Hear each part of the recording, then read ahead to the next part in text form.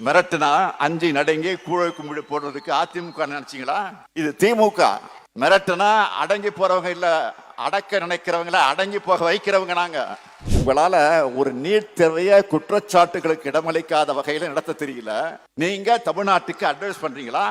பேரு தான் தர்மேந்திர பிரதான், ஆனா தர்மமே உங்ககிட்ட இல்லையே. கருத்தியல் கூட்டணி அமைச்சிருக்கக்கூடிய எங்களுக்குள்ள கருத்து மாறுதல் வரும், ஆனால் விரிசல் வராது.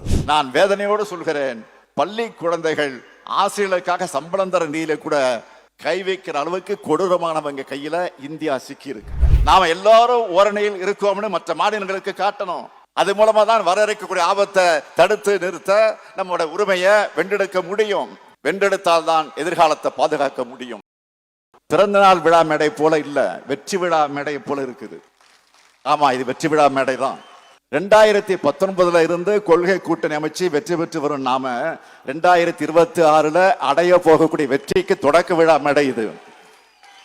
என்னை சந்திக்கிறவங்க உங்க வெற்றிக்கு என்ன அடிப்படைன்னு கேட்டா, எங்களுடைய தோழமை உணர்வுதான்னு எல்லா இடத்திலையும் மறக்காம நான் பதிவு செய்கிறவன். நான் ஏன் தமிழ்நாடு சட்டமன்றத்தில் கூட பதிவு செஞ்சிருக்கிறேன். ஊடக நண்பர்களுக்கும் எதிர்கட்சியினருக்கும் நான் சொல்லிக்கொள்ள விரும்புவது, கருத்தியல் கூட்டணி அமைச்சிருக்கக்கூடிய எங்களுக்குள்ள கருத்து மாறுதல் வரும், ஆனால் விரிசல் வராது. எங்களுடைய ஒற்றுமையை பார்த்து எரிச்சலோடு இதுல விரிசல் வருமானு சில எதிர்பார்த்துக்கிட்டு இருக்கலாம்.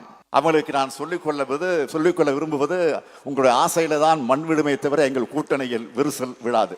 தோழமை கட்சி தலைவர்களே, என்னை முதலமைச்சர் நாற்காலியில் உட்கார வச்சவங்க நீங்க. உங்களை எப்பவும் என்னோட இதய நாற்காலியில் நான் உட்கார வச்சிருக்கிறேன். நான் உங்களுக்கு உறுதியோடு சொல்லிக்கொள்ள விரும்புகிறேன், நம்முடைய ஒற்றுமை தான் தமிழ்நாட்டை காப்பாற்றி இருக்கு, தமிழை காப்பாற்றி இருக்கு, சமூக நீதியை காப்பாற்றி இருக்கு, சகோதரத்துவத்தை காப்பாற்றி இருக்கு, ஒற்றுமையை காப்பாற்றி இருக்கு, ஏன் ஒட்டுமொத்த இந்தியாவையே காப்பாற்றி இருக்கு. நீங்க கொஞ்சம் சிந்திச்சு பாருங்க. 2021 தப்பி தவறி அதிமுக பாஜக கூட்டணி ஆட்சி பொறுப்புக்கு வந்திருந்தா இன்று தமிழ்நாடு தரைமட்டத்திற்கு போயிருக்கும். தமிழ்நாட்டோட அத்தனை உரிமைகளும் அதிமுக என்கிற கொத்தடிமைகளால அடகு வைக்கப்பட்டிருக்கும். அதிமுகவை மிரட்டி பணிய வச்சு அவங்க கட்சியையும் தமிழ்நாட்டையும் கவலைகரம் செஞ்சிருக்கக்கூடிய வகையில் நடந்திருக்கும் பாஜக.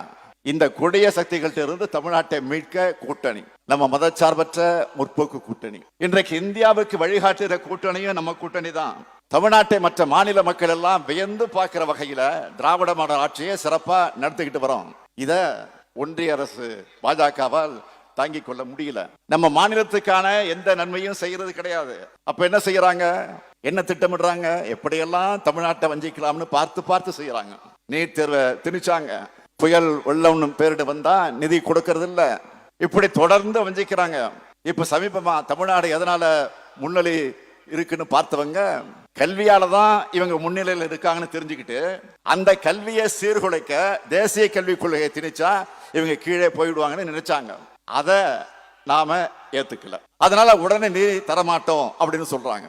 நான் வேதனையோடு சொல்கிறேன், பள்ளி குழந்தைகள் ஆசிரியர்களுக்காக சம்பளம் தர நீல கூட கை வைக்கிற அளவுக்கு கொடூரமானவங்க கையில இந்தியா சிக்கி இருக்கு. ஒன்றிய அமைச்சர் தர்மேந்திர பிரதான் என்ன சொல்கிறார், தேசிய கல்விக் கொள்கையை தமிழ்நாடு ஏத்துக்கிட்டாதான் நிதி விடுவிக்கப்படும், மும்மொழி கொள்கை ஏத்துக்கலன்னா நிதி ஒதுக்க சட்டத்தில் இடம் இல்லைன்னு மிரட்டுகிறார். நான் கேட்கிறேன், எந்த சட்டத்தில் இப்படி இருக்கு? மும்மொழி கொள்கையை அனைத்து மாநிலங்களும் ஏத்துக்கணும்னு இந்திய அரசியலமைப்பு சட்டத்துல இடம் இருக்கா? இந்திய நாடாளுமன்றத்தில் நிறைவேற்றப்பட்ட சட்டமா அது? உங்களால ஒரு நீட் தேர்வைய குற்றச்சாட்டுகளுக்கு இடமளிக்காத வகையில நடத்த தெரியல. நீங்க தமிழ்நாட்டுக்கு அட்வைஸ் பண்றீங்களா? பேரு தான் தர்மேந்திர பிரதான், ஆனா தர்மமே உங்ககிட்ட இல்லையே. நம்ம குழந்தைகளுடைய கல்வி கனவை சிதைக்கிற காரியத்தை தர்மேந்திர பிரதான் செய்ய, அதை கண்டிக்காம தடுத்து நிறுத்தாம மாண்புமிகு பிரதமர் மோடி வேடிக்கை பார்க்கிறார். இதுதான் பிரதமருக்கு அழகா? மாண்புமிகு பிரதமர் அவர்களே, இந்திய எங்க மேல திணிக்காதீங்க. எங்களுக்கு தாய்மொழியான தமிழும் உலகத்தோட தொடர்பு கொள்ள ஆங்கிலமும் போதும். தேவைப்பட்டா இந்தி என்ன கிரேக்கம் லத்தீன் மொழிகளை கூட அறிவியல் தொழில்நுட்பம் மூலமாக கத்துக்க போறோம். இன்றைக்கு தமிழ்நாடு இப்படி வளர்ந்திருக்க காரணம் நாம தேர்ந்தெடுத்த இருமொழி கொள்கை பாதை. இந்த செய்திகள் எல்லாம் எடுத்து சொல்லி நான் முரசொலியில ஒரு கட்டுரை எழுதினேன். அதை நான் ட்வீட் போட்டா எனக்கு பதில்கள் எல்லாம் எப்படி வருது? வட மாநிலத்தை சார்ந்த பலரும் நம்மோட நியாயத்தை புரிஞ்சு அதுக்காக நமக்கு ஆதரவு அடிப்படையில் அந்த கருத்தை போட்டிருக்கிறாங்க, ஆதரவோடு பேசுறாங்க. பிரீத்தி என்பவருடைய ட்வீட் என்ன தெரியுமா? தமிழ்நாடு முதலமைச்சர் சொல்றது சரிதான், இந்தி மொழியால என்னுடைய மைத்திரி மொழி காணாம போயிட்டு இருக்கு அப்படின்னு எழுதியிருக்கிறார். அவை என்பவர் என்னோட தாய்மொழி மகதி, நான் ஸ்டாலினோட கருத்துக்களோட ஒத்து போறேன். எங்களுடைய இளைய தலைமுறையால மகதி மொழியை பேசவோ புரிஞ்சுக்கவோ முடியல, இந்தி திணிப்பை தடுங்கன்னு எழுதியிருக்கிறார். இப்படி ஏராளமான பேர் இந்தி மொழியின் திணிப்பால தங்களுடைய தாய்மொழிகள் எப்படி பாதிக்கப்பட்டிருக்குன்னு எழுதியிருக்காங்க. இப்படி எல்லாத்துக்கும் முன்னோடியாகவும் எல்லாருக்கும் வழிகாட்டியாகவும் இருக்கிறது தான் நம்முடைய தமிழ்நாடு. எங்களை என்ன மிரட்டினாலும் உங்களால இந்தி மொழியை திணிக்க முடியாது. மிரட்டுனா அஞ்சு நடுங்கி கூழை கும்பிடு போடுறதுக்கு அதிமுக நினைச்சீங்களா? இது திமுக. மிரட்டுனா அடங்கி போறவங்க இல்ல, அடக்க நினைக்கிறவங்கள அடங்கி போக வைக்கிறவங்க நாங்க. தமிழ்நாட்டுக்காகவும் தமிழ் மொழிக்காகவும் எப்பேற்பட்ட அடக்குமுறையும் எதிர்க்கிற துணிச்சல் கொண்டவங்க நாங்க. இங்க இருக்கிற நாங்கள் தமிழர்கள், சுயமரியாதையோடு இருக்கக்கூடிய திராவிடர்கள். ஒன்றிய அரசு என்ன நினைக்கிறாங்க? இப்படி அறிவுபூர்வமா முற்போக்கு சிந்தனையோடு பேசுறாங்களே, இங்க மட்டுமல்ல நாடாளுமன்றத்திலே முழங்குகிறாங்களே, இவங்களை எப்படி தடுக்கலான்னு பார்த்தாங்க. அதுக்காகத்தான் இப்போ தொகுதி மறுசீரமைப்பு கொண்டு வர போறாங்க. நம்முடைய தொகுதிகளின் எண்ணிக்கையை, நம்முடைய பிரதிநிதித்துவத்தை குறைக்க நினைக்கிறாங்க. அதனாலதான் நான் முன்கூட்டியே இந்த பிரச்சனையை நாம எழுப்ப முடிவெடுத்து அதை இப்போ கையில் எடுத்து இருக்கிறோம். ஏற்கனவே பிரதமர் மோடி புதிய நாடாளுமன்றத்தை கட்டடத்தை திறந்து வச்சப்போ என்ன சொன்னாரு? எதிர்காலத்துல எம்பிக்களோட எண்ணிக்கை அதிகமாக போகுதுன்னு பேசினார். ஒன்றிய உள்துறை அமைச்சர் என்ன சொன்னாரு? மகளிர் இடஒதுக்கீடு மசோதா கொண்டு வந்தப்போ 2024 தேர்தலுக்கு பிறகு தொகுதி மறுவரை இருக்கும்னு சொன்னாரு.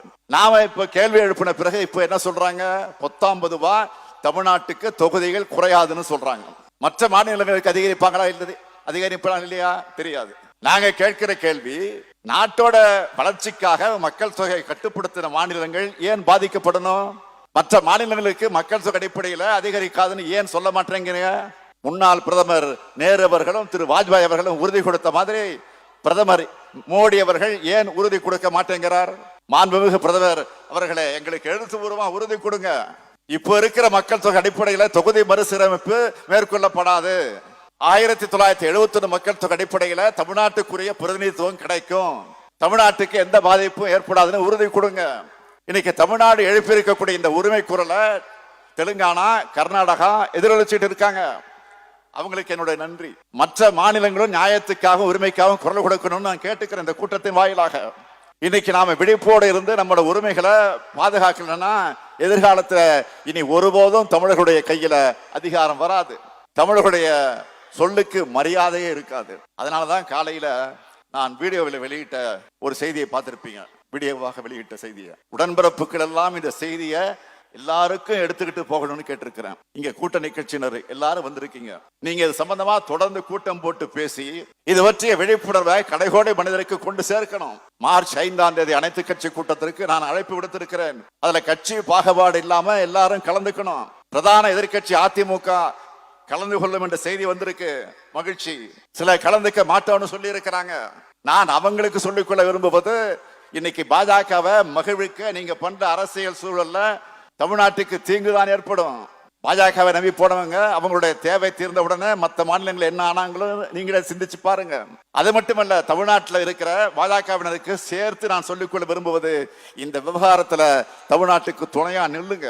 தயவு செஞ்சு உண்ட வீட்டுக்கு ரெண்டகம் பண்ணாதீங்க. நாம எல்லாரும் ஓரணியில் இருக்கோம்னு மற்ற மாநிலங்களுக்கு காட்டணும். அது மூலமா தான் வர இருக்கக்கூடிய ஆபத்தை தடுத்து நிறுத்த நம்முடைய உரிமையை வென்றெடுக்க முடியும். வென்றெடுத்தால் தான் எதிர்காலத்தை பாதுகாக்க முடியும். நம்முடைய குழந்தைகளுடைய எதிர்காலத்துக்கு நாம் இதை செஞ்சாகணும். இதில் தவறு விட்டோம்னா நமக்கான அடையாளமே இல்லாமல் போயிடும். எனவே நான் மீண்டும் கேட்டுக்கிறேன், நாம் எல்லோரும் ஒற்றுமையா ஒரே அணியிலே இருப்போம். தமிழ்நாட்டு உரிமைகளை பாதுகாப்போம்.